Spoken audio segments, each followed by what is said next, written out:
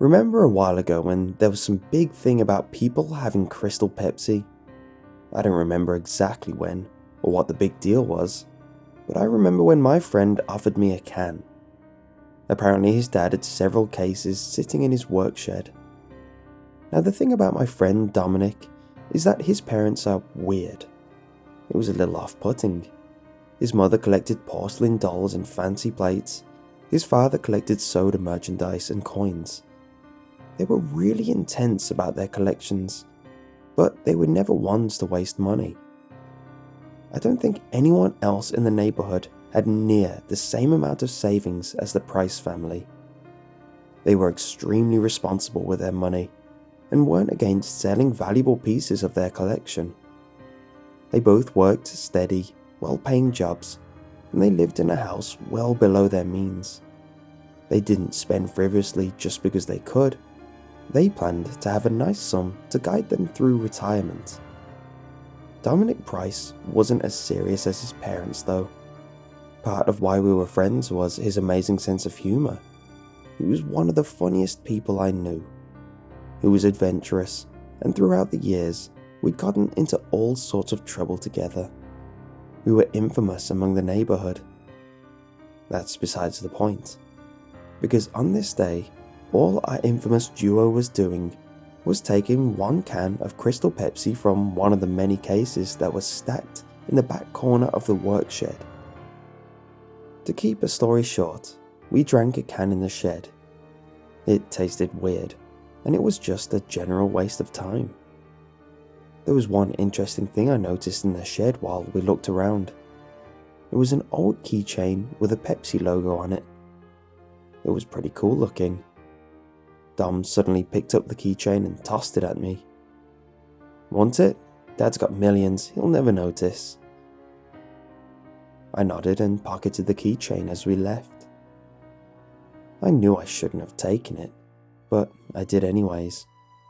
It was almost like it was a gift from Dom. Anyway, I walked out with a neat trinket, and Dom finished off the gross pop. I didn't think much of our little shed escapade, except to worry that Mr. Price would find out and be upset. It was a week later when I sat down with the Price family for dinner, and my anxiety over being caught was validated. "Have you two been in my work shed recently?" Mr. Price spoke casually, as though he was used to people entering his shed without permission. I looked to Dominic for his reply, because I had no idea if we planned on telling the truth. "Yeah, we tried one of the Crystal Pepsis last weekend," he admitted. His father nodded and asked that we get permission before going into his shed. The rest of the dinner went smoothly, but I couldn't help but feel nervous that Mr. Price knew about what I'd taken. When I left the house that night, I could swear Mr. Price glared at me as we said goodbye. I didn't sleep well that night. I brushed it off as guilt over the petty theft, but the sounds freaked me out. I kept hearing a noise which sounded like someone pacing outside my bedroom window. Over the next week, I wished my room was located on a higher floor, because I swore that something was outside. It tapped and scratched at my window, and several nights I saw a silhouette standing out on the lawn. I was afraid. I thought that maybe Mr. Price was trying to scare me into a confession. If that was the case, it worked. I showed up at their home on a Saturday afternoon, but Dom was out. I admitted that I was actually there to see Mr. Price. We walked into his living room together and each sat in a chair. I pulled the keychain from my pocket. "I'm sorry, Mr. Price. I took this from your shed a few weeks ago." I spoke nervously, rushing to get the words out. "I know, and you kept it from me. You lied about what you took from my shed." His voice was low and stern. It sent a wave of fear through me. I'm sorry." I stuttered out the apology, in no place to correct him on exactly who had told the lie. "Listen," his voice softened. I normally wouldn't care about a small theft, but this thing is cursed. I stared at him for a moment, waiting for the punchline to this joke. He remained calm and serious, so I just nodded at his statement.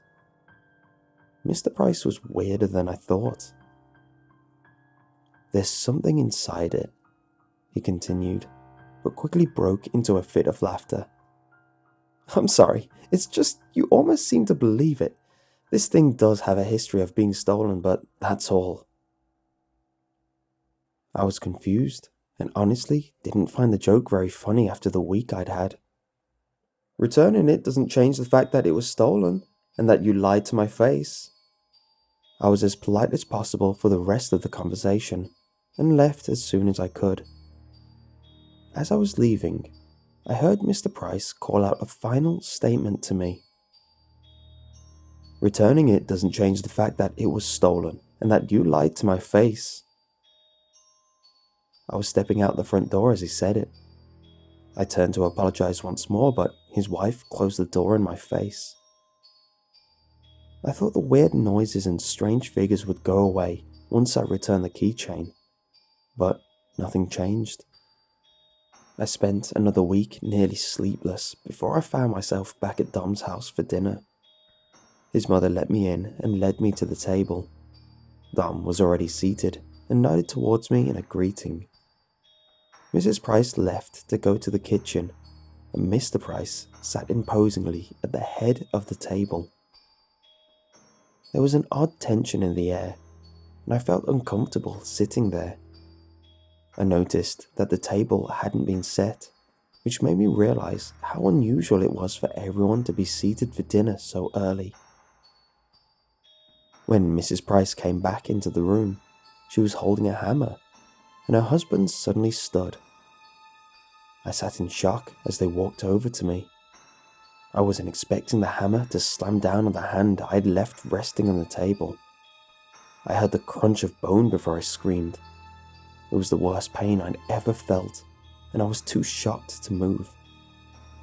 The hammer came down a few more times, landing squarely on each of my knuckles. I flinched each time I heard my bones breaking, but by the last one, I wasn't sure if I could feel it. My right hand was a useless, mangled mess. Mrs. Price gripped my shoulders as her husband moved away from me. She wasn't very big or imposing, but she was strong enough to keep me in place while I groaned in agony. I don't think I could have moved very much if she hadn't been holding me. The pain was intense. I wanted more than anything to leave, but I couldn't understand why Dom hadn't moved from his seat. That's when Mr. Price pulled his son's seat away from the table, and I saw that his hands were bound. "In some places, the punishment for stealing is very costly," Mr. Price smiled. "You two are lucky." I stared in disbelief as he held the hammer above Dom's hand. That was the moment when Mrs. Price leaned close and whispered to me, "Run. Don't tell anyone what you saw. There's a similar punishment for spreading rumors." She giggled at that, and it sent a chill through my body. "No one would believe it either." She gave me a slight shove, and I ran out of the room as the first of Dom's screams rang out. The street was busy, loud. I couldn't hear any screams once I was outside, but I still ran. I ran until I got home, feeling guilty for leaving Dom. They were his parents though, and I was a skinny teenager. I didn't know how to help. When I got home, my parents were waiting for me. They weren't surprised by my bloody hand. They received a call from Mr. Price where he explained that I'd gotten into a fight with Dominic. Today was the day they planned on moving out of the state, and according to Mr. Price, I was mad that no one had told me that they were leaving. My parents were disappointed in me, assuming my broken knuckles were from a wall I had supposedly put a hole through at the Price home. I went to the hospital about it, and even the doctor told them that it didn't appear to be caused by punching something. They didn't really acknowledge it, too deep in their acceptance of what Mr. Price had said. He was their friend, a fellow parent in the neighborhood. Of course they trusted him. Dominic wasn't in school on Monday, and when I walked by the Price house at the end of the day, it appeared empty. I steeled myself and walked up to the door, knocking softly. No answer. I peeked in a window and found the home devoid of furniture. They really had moved away. It's been years since then, but I've never found a trace of them. I don't know why they believed in such severe punishment for theft, or why someone was outside of my home. Maybe thinking I'd tell my parents and make myself less credible in the end. Regardless, no one has ever believed my side of the story. The only reason I even thought of telling anyone about this is because I found something in an old jacket of mine today. It was an old Pepsi keychain that I know I returned.